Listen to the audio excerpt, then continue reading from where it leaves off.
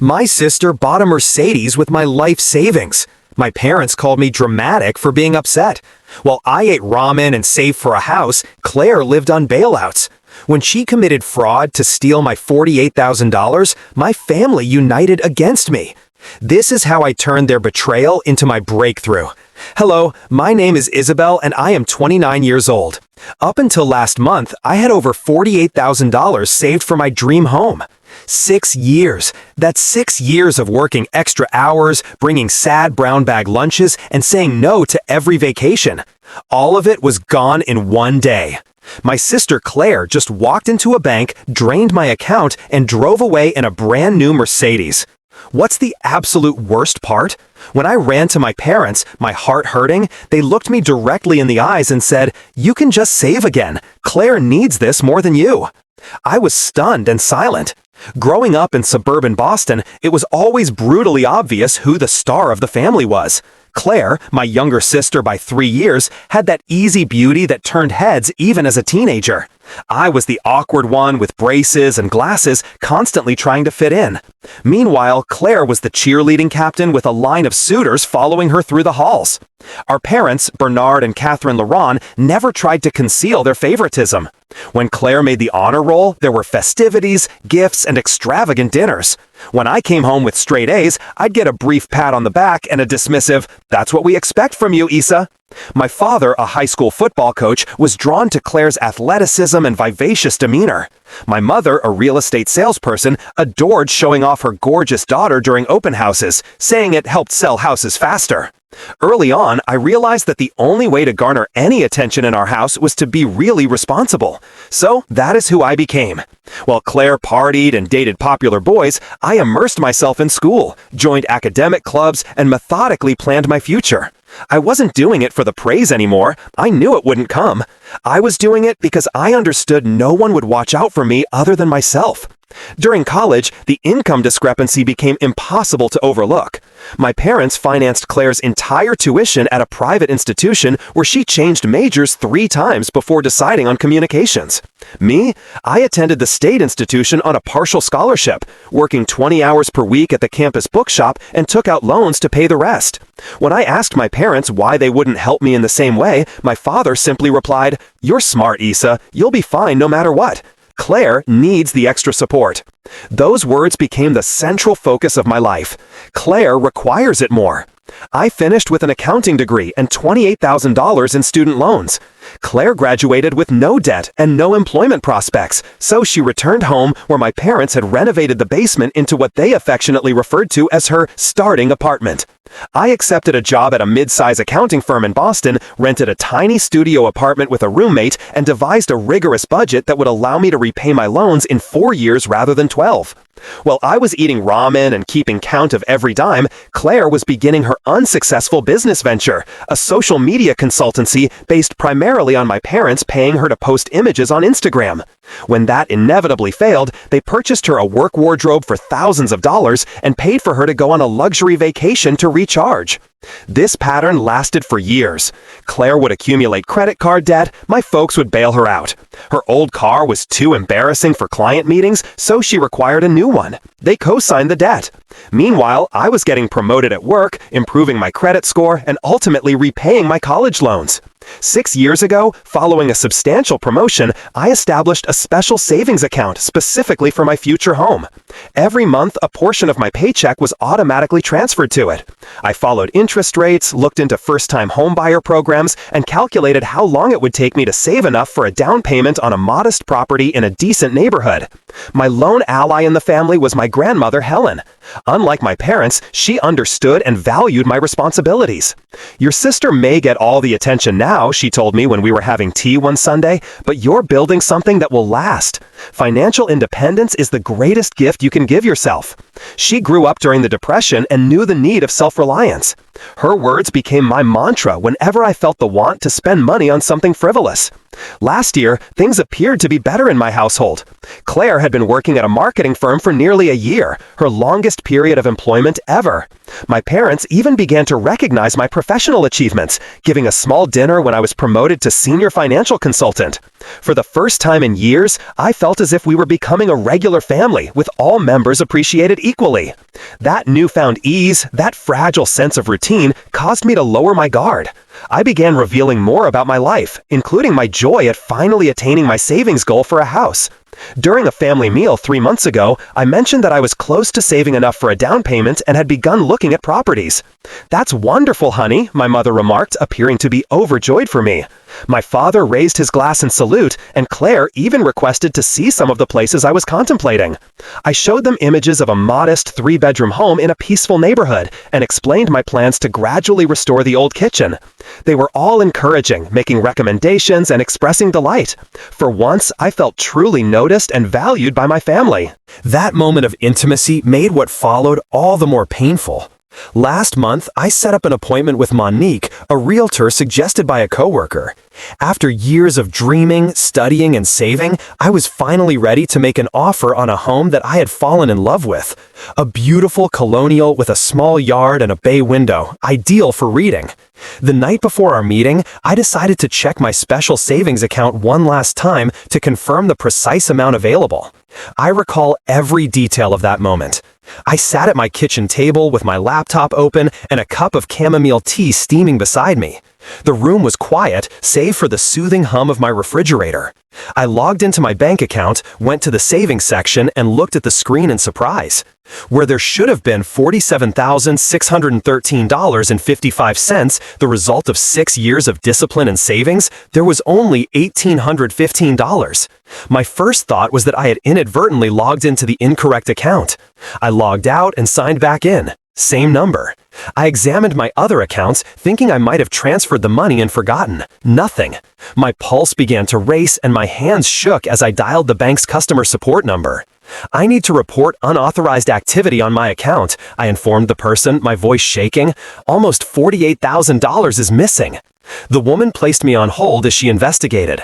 Those minutes felt like hours as I paced around my small apartment, panic swelling in my throat. When she returned, her response perplexed me even more. "Miss Laurent, I'm showing a withdrawal of $47,600 made 3 days ago at our downtown branch. It appears to be an authorized transaction. The withdrawal slip has your signature on it." "That's impossible," I insisted. "I haven't been to that branch in months, and I certainly didn't withdraw that money." After answering security questions and verifying my identity, the representative decided to refer the matter to the fraud department. They agreed to analyze the security footage and get back to me within 72 hours. Meanwhile, I canceled my appointment with Monique and took the day off from work since I was too stressed to focus. That afternoon, the fraud department called back with news that stunned me. "Miss Laurent, we've reviewed the footage from the branch. The person who made the withdrawal appears to be a young woman who presented your ID and knew all your information, including your mother's maiden name and the verbal password on your account." A horrible understanding came over me. There was only one individual who could fit that description and perhaps have access to my personal information. "Can you tell me where the money went?" I inquired, already anticipating the response. "The funds were withdrawn as a cashier's check made payable to Luxury Motors of Boston." I hung up, my heart thumping, and instantly contacted my sister. No response. I texted her, "Need to talk to you ASA, it's an emergency." She didn't respond. I was ready to drive to her apartment when I heard the familiar scream of a luxury car engine outside my building. Looking out the window, I noticed Claire parking a brand new white Mercedes convertible in the visitor space. She stepped outside, sunglasses perched on her head as if she had just won the lottery. When I confronted her in the parking lot, she did not offer an apology or explanation. Instead, she grinned widely and remarked, "Isn't she gorgeous? I got such a good deal." "Claire," I asked, attempting to keep my voice steady, "did you take money from my savings account?" She shrugged and ran her fingers along the slick hood of the automobile. "I needed it for the down payment. They wouldn't approve me for the full loan amount." "That was my house fund," I shouted, my voice rising despite my efforts to remain composed. 6 years of saving. How could you do this? Claire's cavalier demeanor in the face of my distress was almost as stunning as the theft itself.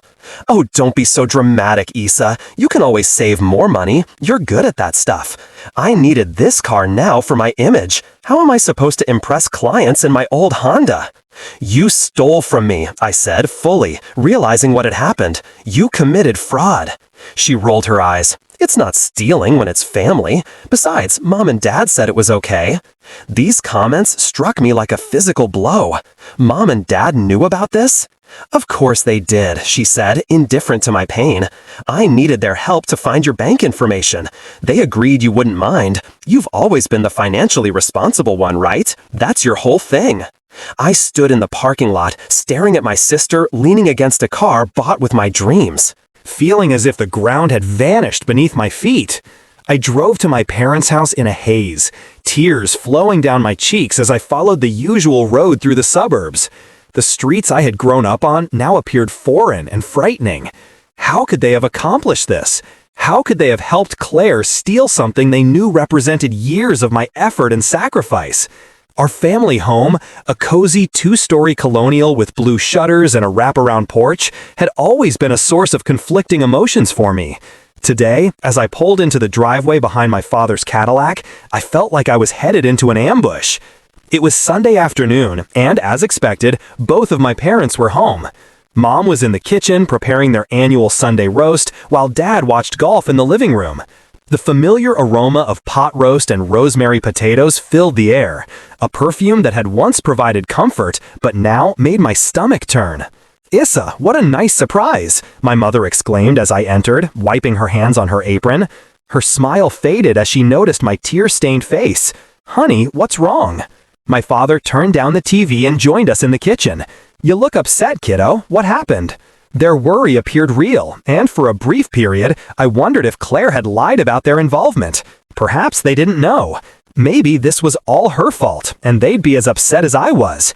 "Claire emptied my house savings account," I stated, observing their expressions closely. "She took nearly $48,000 and bought herself a Mercedes." Their brief exchange of glances verified what they already knew. Furthermore, Claire's lack of shock or fury indicated that she was telling the truth. They'd helped her. "Now, Issa," my father said, his voice taking on the placating tone he used when he believed I was exaggerating, "I know you're upset, but try to see the bigger picture here." "The bigger picture?" I asked incredulously.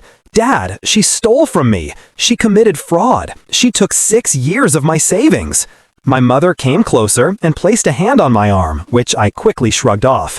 "Sweetie, Claire is going through a really rough time right now. After her breakup with Adrian, she's been struggling with her self-esteem. This car is giving her the confidence boost she desperately needs." I couldn't believe what I heard. So her confidence is worth more than my dreams, my hard work, my trust? "It's not like that," my father stated, frowning. "Claire needs this car for her career. How is she supposed to meet with high-profile clients driving that old Honda? This is an investment in her future." "And what about my future?" I inquired, my voice breaking. "I was going to buy a house. I had an appointment with a realtor. I've been saving for 6 years." "You've always been good with money, Issa," my mother observed, as if that explained everything. "You can save it again. You have a stable job, no debt. Claire is still finding her way." "Finding her way? She's 27 years old. When does she become responsible for herself?" My father's expression stiffened. "That's enough, Isabel. Your sister needed help, and we as a family stepped up. You've always been the successful one. Would it kill you to make a sacrifice for once?" The injustice of his comments left me dumbfounded. Make a sacrifice? What did he think I had been doing all my life? The front door opened and Claire stepped in, car keys dangling from her fingertips. She changed into pricey sunglasses and a new outfit that likely cost more than a month's mortgage payments. "Oh good, you're all here," she remarked, totally unaware of the tension. "Mom, can you help me set up the insurance for the new car? The dealer said I need to do it by tomorrow." I looked at her in bewilderment. "Are you serious right now? You steal my money and then walk in here asking for more help?" Claire rolled her eyes. "God, are you still upset about that? I told you you can save it again." "You had no right to take my money," I said, finally losing my cool. "Isabel, lower your voice," my mother warned. "The neighbors will hear you."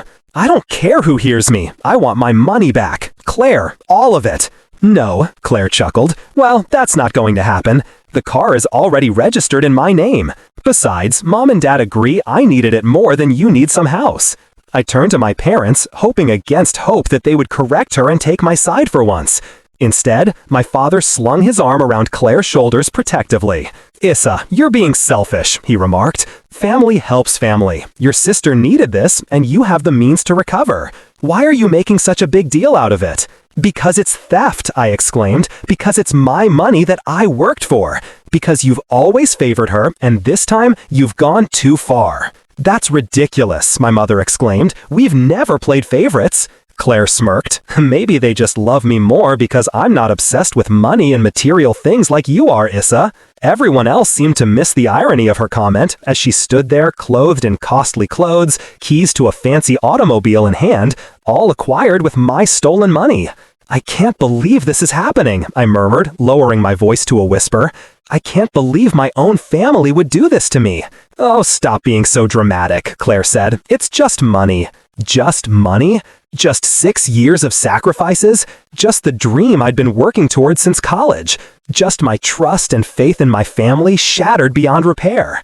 I saw the three of them standing there, a united front against me, as it had always been, and understood there was nothing else to say. I turned and walked out the door, my mother calling after me, telling me that I was overreacting and that we should talk about it logically. I got in my car and drove away from my childhood home, tears clouding my vision so much that I had to pull over a few blocks away. Sitting in the silence of my automobile, I felt more alone than I had ever been in my life. As I sat in my car trying to breathe through my emotions, I remembered my grandmother, Helen, sitting with me on her porch swing when I was 17. Despite having greater experience and qualifications, Claire had been chosen for a leadership role in the school newspaper instead of me. Family is important, Isabel, Grandma had remarked, her wrinkled hand resting on mine. But there comes a point when you have to establish boundaries, even with those you love. Some people will take and take until there's nothing left of you if you let them. At 17, I didn't really comprehend what she meant. Now, at 29, I was witnessing my life savings evaporate into my sister's new automobile with my parents' permission. This was not an isolated instance. This was a trend that had played out throughout my life. When I was 19, my parents had pledged to help with my college fees. 3 months before my semester, they apologized and said that they had used the money to pay for Claire's European backpacking vacation so she could discover herself before college. I took out extra debts. When our grandmother died 4 years ago, she bequeathed Claire and me an equal share of her vintage jewelry collection. By the time the division occurred, Claire had seized all of the precious pieces, leaving me with costume jewelry and sentimental but worthless objects. My parents had overseen the division and seen nothing wrong with it. Every time I had swallowed my pain and rage, every time I had reminded myself that family was more essential than worldly possessions, every time I'd forgiven without hearing an apology. This time, though, things were different. This time, they had crossed a line that could not be reversed. I drove to Prospect Hill Park, my favorite site for viewing the Boston skyline. The vista had always soothed me and helped me think clearly. Today, as I watched the sunset behind the city buildings, I felt a resolve stiffen inside me. My phone vibrated with a text from my best friend, Sophie. "Are you okay? You missed our coffee date." With everything that had happened, I had entirely forgotten about our regular Sunday evening meetup. I called her immediately. "Issa, what's going on?" Sophie inquired, her voice filled with anxiety. "It's not like you to no-show." "Can you meet me at Carlton's coffee shop?" I inquired, my voice still weak. "I need to talk to someone who isn't my family right now." 25 minutes later, I was seated across from Sophie in a quiet corner of the coffee shop, telling her the whole tale. Sophie's expression changed from amazement to indignation as I described what Claire and my parents had done. "Issa, that's not just wrong, it's illegal," she added as I finished. "Your sister committed fraud. She stole your identity and took your money." "My parents helped her," I murmured, still reluctant to accept the reality.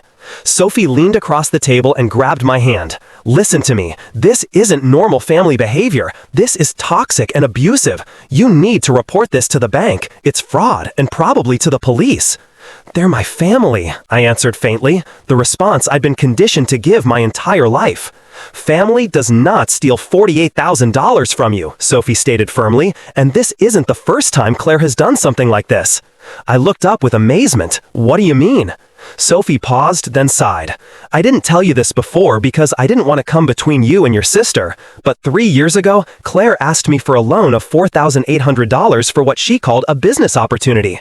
When I said no, she somehow got my credit card information and charged almost $2,800 before I caught it. I reported it as fraud and got my money back, but when I confronted her, she acted like it was no big deal." I looked at Sophie in disbelief. "Why didn't you tell me?" "She swore she'd pay me back, said she was desperate, and begged me not to tell you. I was angry, but I let it go after the credit card company refunded my money. I should have told you. I'm sorry." The news that Claire had taken from others outside the family was the final straw that shattered the emotional dam I'd been holding back. I put my head in my hands and sobbed right there in the coffee shop, letting out years of suppressed hurt and rage. Sophie moved to sit beside me, wrapping her arm across my shoulders. "It's okay to be angry, Issa. It's okay to stand up for yourself, even against your family, especially against your family when they're hurting you like this." As my tears stopped, a weird peace fell over me. Sophie was correct. This was not about the money. Not really. It was about respect, limits, and self-worth, all of which my family had trodden on throughout my existence. "I don't think I could ever save that much money again," I answered gently. "At least not for years. That house I wanted, it's gone." "Maybe not," Sophie responded with a thoughtful gaze. "Didn't you tell me once that you set up some special security features on that savings account?" A memory flickered. When I started the dedicated house savings account, I had been concerned about online security. The bank manager had advised adding an extra layer of security, a unique verification code that would be necessary for significant withdrawals, as opposed to my standard banking password. "The verification code," I said, a faint hope stirring. "Claire couldn't have known that." "She must have somehow bypassed it or lied about having it," Sophie exclaimed. "Issa, I think you need to talk to that bank manager again and maybe a lawyer." For the first time since discovering the theft, I felt a glimmer of hope. If Claire had evaded the security procedures, it supported the allegation that this was planned deception rather than a family misunderstanding as they were attempting to frame it. "I'll go to the bank first thing tomorrow," I resolved, squaring my shoulders. Sophie nodded in approval. "And I'm coming with you. It's time you had someone in your corner for a change." As we exited the coffee shop, I realized I was at a crossroads.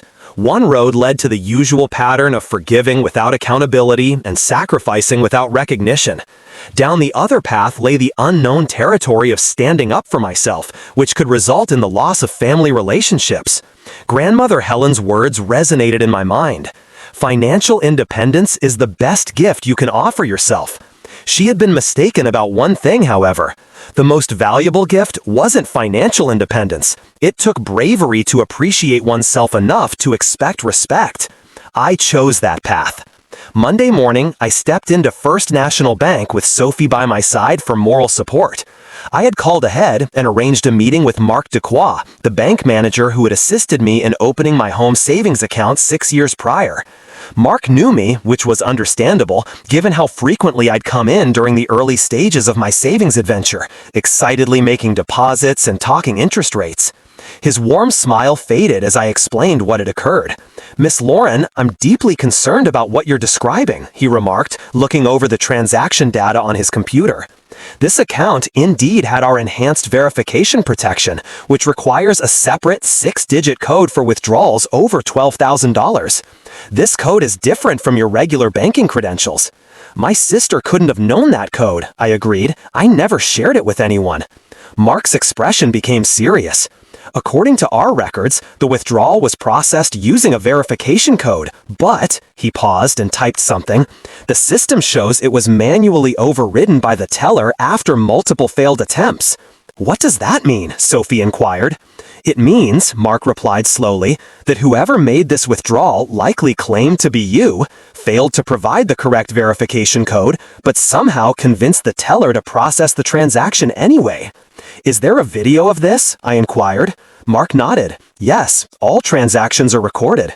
Our fraud department should have reviewed this already, given the size of the withdrawal." He called the security office and spoke in hushed tones. When he finished talking, he returned to me. "They're sending over the footage now, Miss Lauren. Given what you've told me, I strongly recommend you speak with our legal department. This appears to be a clear case of identity theft and fraud."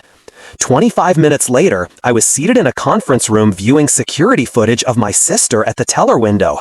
Her hair was styled like mine, and she wore spectacles that looked identical to mine. She was plainly trying to impersonate me, displaying my ID and conversing smoothly with the teller. When it came time to provide the verification code, the video showed her looking nervous, repeatedly checking her phone before leaning in to speak quietly to the teller. "She's claiming she forgot the code," Mark explained. "Based on the teller's report, your sister said she needed the money urgently for a medical emergency and provided additional identifying information to prove she was you." "What kind of identifying information?" I inquired, though I already suspected the answer. "Your social security number, mother's maiden name, and the address of your apartment. All information my parents would have had access to." The realization made me physically nauseous, and I asked Mark, "What are my options?" "You have several," he said. "We can freeze any further activity on all your accounts immediately. You can file a formal fraud claim with the bank, which would trigger an investigation, and I strongly recommend this. You should also report this to the police as identity theft." Sophie clasped my hand firmly. "You should do all three." "If I file a police report," I murmured, "my sister could face criminal charges." Mark nodded solemnly. "Yes, identity theft and bank fraud are serious crimes, but without a police report, recovering your money becomes much more difficult, especially since the funds have already been used to purchase a vehicle." "I'll do it, all of it." Sophie drove me to meet with Adrian Morrow, a lawyer who specialized in financial fraud claims, after I had frozen my accounts and filed the necessary documentation with the bank. His office was small but professional, filled with law books and framed diplomas. "Based on what you've told me and the bank's initial findings, you have a very strong case," Adrian replied after hearing my account. "The bank has a responsibility to ensure proper verification protocols are followed. The fact that the teller overrode the security measures is problematic for them." "What about my sister?" I inquired. "And my parents?" Adrian leaned forward, his expression serious. "Your sister committed identity theft and bank fraud, both federal offenses. Your parents, if they knowingly assisted her, could be considered accessories. However, proving their involvement might be difficult without explicit evidence." He offered a proposal. "Send a formal demand letter to Claire requiring the return of the full amount within 8 days. If she fails to comply, we will proceed with both civil action to recover the funds and work with the district attorney on potential criminal charges." "Before we proceed," Adrian said, "I want to make sure you understand what this means. Legal action against family members might have long-term ramifications for their relationships. Are you ready for that?" I reflected on my parents' dismissal of my feelings, Claire's casual theft of my dreams, and a lifetime of being the responsible one who was expected to sacrifice without complaining. "Yes," I answered confidently, "I'm prepared." Before filing a police report, I decided to give Claire one final chance. So I texted her that evening. "Claire, I've spoken with the bank and a lawyer. What you did is identity theft and fraud. I'm giving you one chance to return the entire amount you took from my account. If you don't, I'll file a police report and press charges tomorrow. This is not a threat. It's the consequence of your actions." She responded minutes later. "Are you serious? You'd send your own sister to jail for money? Good luck with that. Mom and Dad would never allow it." Her dismissive demeanor dispelled any remaining reservations I had. The following morning, I sat in a police station with Officer Miller, a patient woman who meticulously documented every aspect of my case. "Unfortunately, we see cases like this more often than you'd think," I heard her say. "Family financial fraud is surprisingly common and often goes unreported because victims feel guilty about getting family in trouble." "I've given her a chance to make this right," I told her. "That's more than most would do," Officer Miller told me. "We'll look into this thoroughly." After filing a police report, Adrian Moreau issued the formal demand letter to Claire via certified mail, with copies sent to my parents' addresses as well. I also called the dealership where Claire had acquired the Mercedes and explained the situation to the finance manager. "The vehicle was purchased with fraudulently obtained funds," Adrian explained during the three-way call. "Your dealership could potentially be implicated if you don't cooperate with recovering those funds." The finance manager, naturally concerned, offered to discuss the problem with their legal team and get back to us soon. Throughout the process, my phone was inundated with messages and calls from my family. Claire's messages ranged from mocking disbelief that I would go this far for money to tearful pleas about how I was destroying her life. My mother's voicemails alternated between guilt trips and threats, while my father's messages were simply angry, accusing me of being selfish and vindictive. After a while, I stopped reading them and handed my phone to Sophie, who sifted out the crucial information from the torrent of familial manipulation. The emotional toll was enormous. Despite knowing I was doing the right thing, years of conditioning had me questioning myself. Was I overreacting? Was I being selfish? Should I just let it go to keep the peace? Sophie and my coworker Juliet were my support system, reminding me of the truth when familial gaslighting caused me to question myself. Juliet, who had been through similar family circumstances, connected me to a therapist who specializes in family trauma. What your family did wasn't just financially abusive, Dr. Schneider explained during our session. It was the culmination of a lifetime of emotional manipulation and scapegoating. Your reaction is not solely about the money. It's about finally saying enough to the whole dynamic. 4 days after the certified letters were delivered, the dealership called, and after consulting with their legal department, they decided to fully cooperate with the investigation. They provided documentation proving that Claire used a cashier's check from my bank to make a down payment of $47,600 on the Mercedes, financing the rest. That same day, the bank's fraud investigation determined that required verification standards had not been followed, and they accepted liability and agreed to return the full amount to a new account. While the case against Claire was pending, it felt like a ray of sunshine in a very dark tunnel. The bank's decision to restore my funds was a major victory, but it was only the beginning of the consequences of my decision to stand up for myself. Claire was served with legal papers at her workplace, which I hadn't specified, but that the process server thought was appropriate given her refusal to give her home address.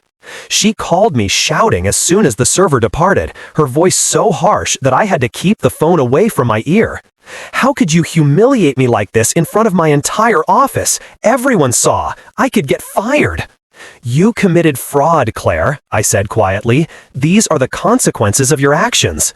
"It's family money," she cried. "You're being ridiculous." "No, I earned and saved my own money, and now you have an opportunity to fix this before it becomes worse." She hung up on me, and minutes later my mother called. "Isabel Catherine Lauren," she started, using my full name as she always did when she was angry. "I have never been more disappointed in you. Your sister is completely devastated. How could you send someone to her work? Do you know what you have done to this family?"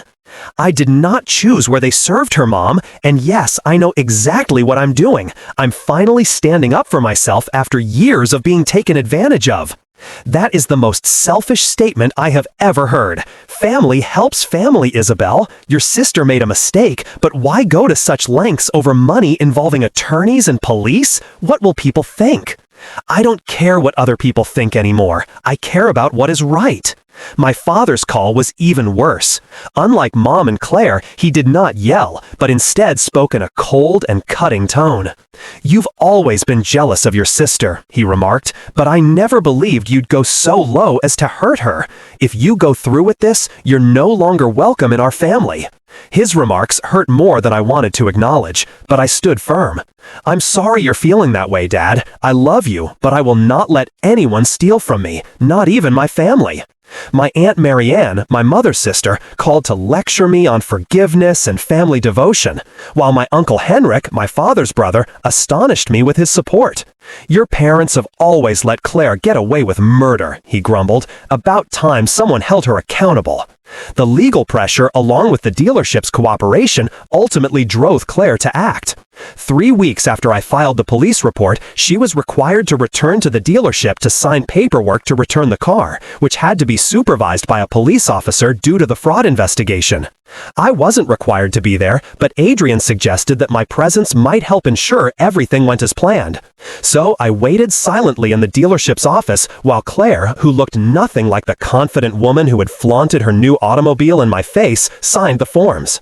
She looked up at me once, her eyes red with tears. "Are you happy now?" she inquired. "You have destroyed everything." "This was your choice, Claire," I said quietly. "You could have asked for a loan. You could have been honest. Instead, you stole from me." "It wasn't theft," she said, her voice shaking. "It was just a misunderstanding. I was going to repay you eventually." "With what money?" I inquired. "You have never held a job for more than a year? You have never saved more than $1,200 at once. How are you going to repay $48,000? She had no response to that. As Claire left with our parents who had come to pick her up, my mother couldn't resist one more dig. "I hope you are satisfied, Isabel. Your sister has nothing because of you." My mother's remarks came back to me as I watched them drive away in my father's Cadillac. Claire in the back seat like a child being picked up from school. Your sister has nothing because of you. No, I thought. Claire has nothing because of her own decisions, and she still has more than most. Parents who would drop everything to save her, defend her even when she was clearly wrong, provide her with a place to live, and financially support her without hesitation. What did I have? A restored bank account, certainly, but also a family that might never speak to me again. That notion weighed heavy on me as I drove home alone. Had I made the correct decision? Would the schism in my family ever heal? My phone rang as I pulled into my apartment complex. It was a number I didn't recognize, and I answered hesitantly. "Isabel, this is Monique, Grandma Helen's friend. I hope you don't mind my call. Your grandmother gave me your number years ago in case of an emergency." "Is everything all right?" I inquired, immediately alarmed. "Yes, dear, but I heard about what was going on through the family grapevine. Helen would have been proud of you. She had similar troubles with her own sister back in the day." I sat in my car stunned. She did? Oh, absolutely. Her sister once grabbed their father's savings bonds, which were supposed to be split between them. Helen was the only person who stood up to her. The family was unhappy with her at the time, but years later, they all agreed she was correct.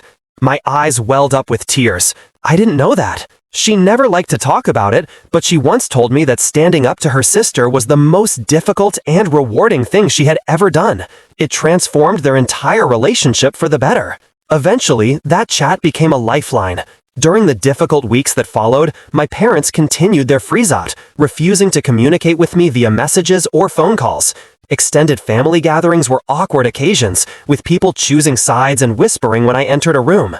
Claire, confronted with the bank's evidence and the threat of criminal prosecution, eventually signed a settlement agreement to repay the additional costs I had incurred, legal fees, lost interest, and the emotional distress compensation Adrian had insisted on including. She would make payments over 6 years, secured by a formal judgment that would affect her credit if she defaulted. The hardest moment occurred when I received a text from my mother. "We're having Thanksgiving dinner at 4 p.m. and Claire will be there. If you're still insisting on this silly lawsuit, please don't come. We want a calm holiday." Despite the fact that it was the first significant family holiday I had ever missed, the exclusion hurt terribly. Sophie invited me to her family's Thanksgiving celebration instead. "My mom already loves you from all my stories," she said, "and my brother is dying to meet the badass who stood up to her embezzling sister." I accepted, grateful but still nursing the sting of being barred from my own family table. 8 months had passed, and spring had arrived, bringing not only fresh flowers, but also new beginnings in my life. I stood in the kitchen of my new home, which was not the initial property I had planned to buy, but one I had discovered and fallen in love with during my resumed house quest. It was smaller than my original dream home, a 2-bedroom bungalow with a little backyard, but it was mine. The bank settlement had restored my entire funds, and Claire's restitution payments had left me with enough for the down payment and closing costs. As I unpacked dishes into my cabinets, I mused on how much had changed since that fateful day when I found my money were gone. Claire's most surprising adjustment had been the consequence of her actions. Nearly facing criminal charges, losing her job when the news got around her office, and having to move back in with our parents had pushed her to confront her behavior in ways that nothing else had. 3 months after returning the car, she contacted to ask if we might meet, and I proposed a public spot, still skeptical of her motives. We sat in a coffee shop, an awkward silence between us, until she eventually spoke. "I've been taking these money management seminars," she continued, peering into her coffee. "It's part of the settlement agreement, but they really help. I had no idea how flawed my financial thinking was." I remained silent, waiting for her to continue. "The counselor says I've been using spending as a way to feel better about myself, and that I've been enabled by mom and dad my whole life." She looked up at me, possibly for the first time, and acknowledged that "I've been unfair to you." It wasn't exactly an apology, but it was the most self-awareness I'd ever heard from her. I'm working in a call center now, she explained. It's not glamorous, but it's consistent. I have a roommate and I'm sticking to a budget for the first time ever. By our second meeting, she had finally made a real apology. I'm sorry, Issa. What I did was wrong. Really wrong. I can't change the past, but I'm striving to improve. Our relationship was far from repaired, but it was a beginning. My parents had taken longer to come around, maintaining a united front of disappointment and resentment until Monique, my grandmother's friend, intervened. She'd asked them to lunch without informing them that I'd be there and mediated a difficult but essential discussion.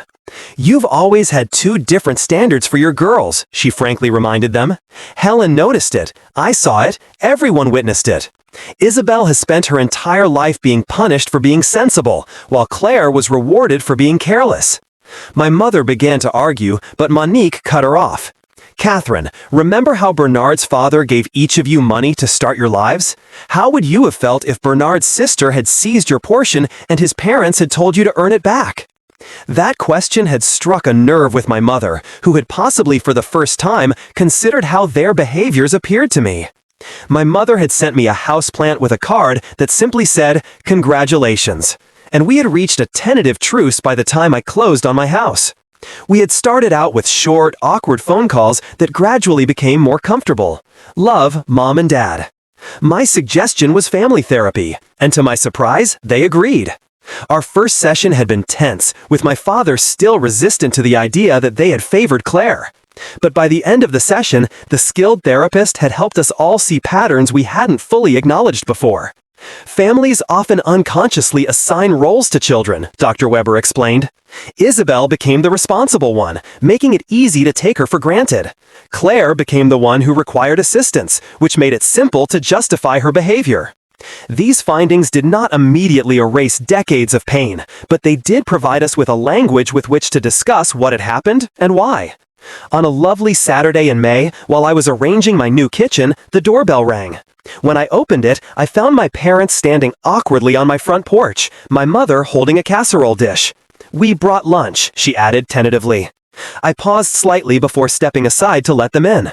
"I was just unpacking the kitchen. It's a mess." "We can help," my father said, gruff but serious. As we worked together unpacking boxes, our conversation was guarded but not frigid. They complimented the house, inquired about my new neighborhood, and even acknowledged Claire's minor advancement at work. "She's still going to those financial classes," my mom told me. "She says they're changing how she thinks about everything." "That's good," I said, meaning it. After lunch, as we sat on folding chairs in my half-finished living room, my father cleared his throat. "Issa, I apologize. What we did, what we'd been doing for years, wasn't right."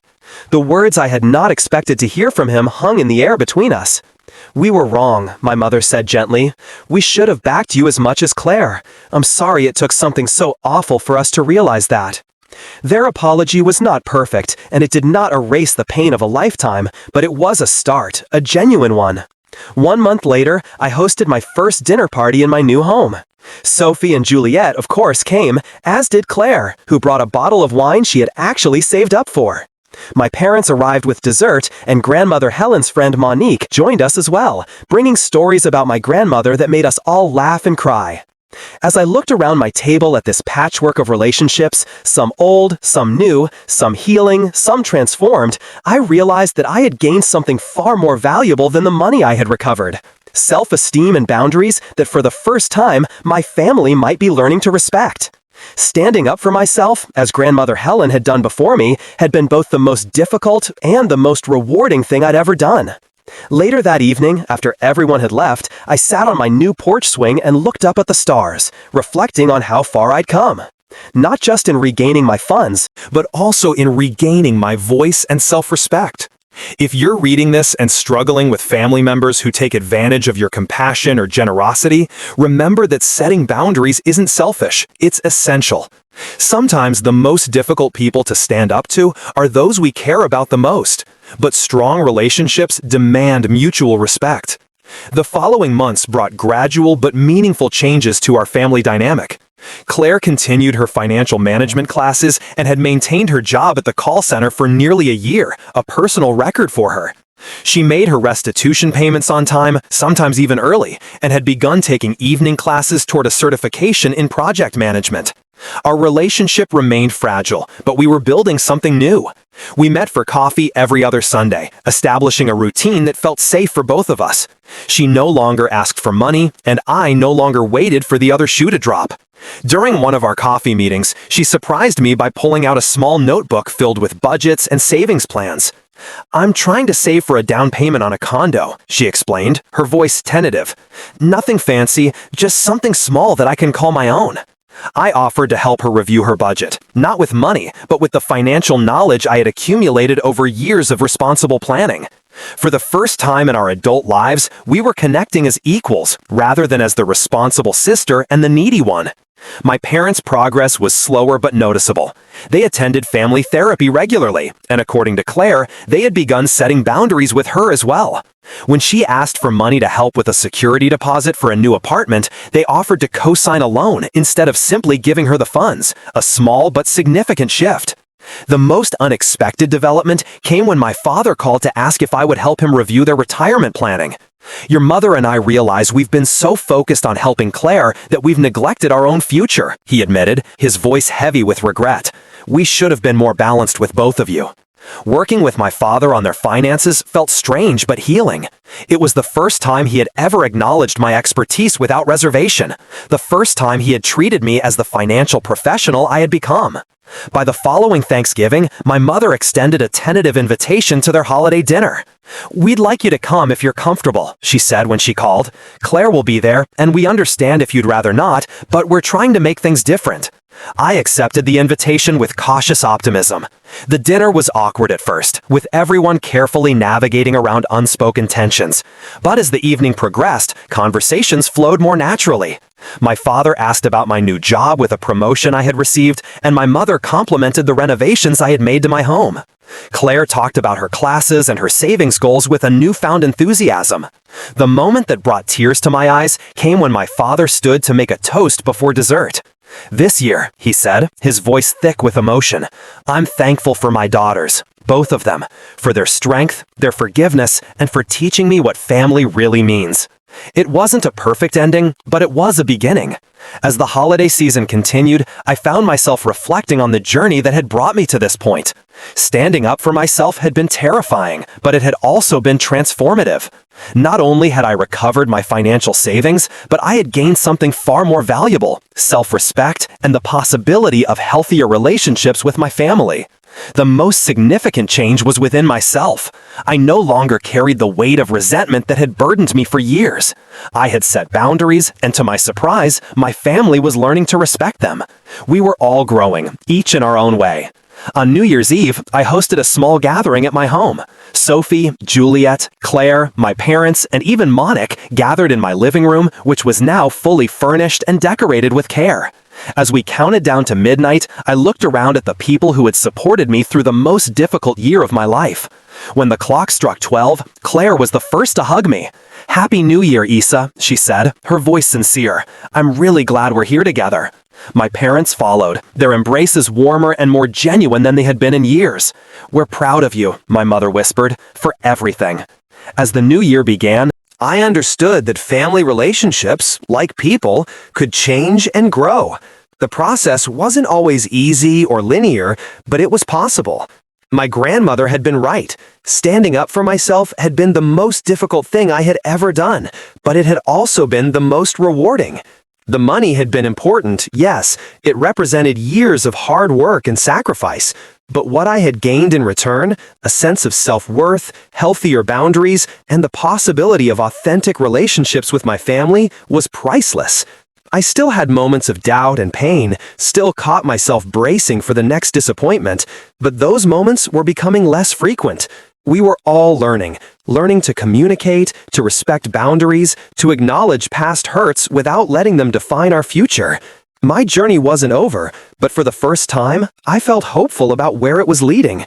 I had learned that sometimes the most loving thing you can do for your family is to refuse to accept behavior that harms you. Sometimes love means saying no, setting boundaries, and insisting on respect.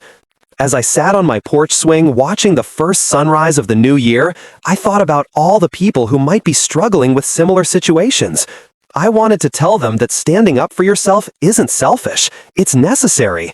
That setting boundaries isn't about pushing people away, it's about creating space for healthier relationships to grow. Most importantly, I wanted them to know that change is possible, both within themselves and within their families.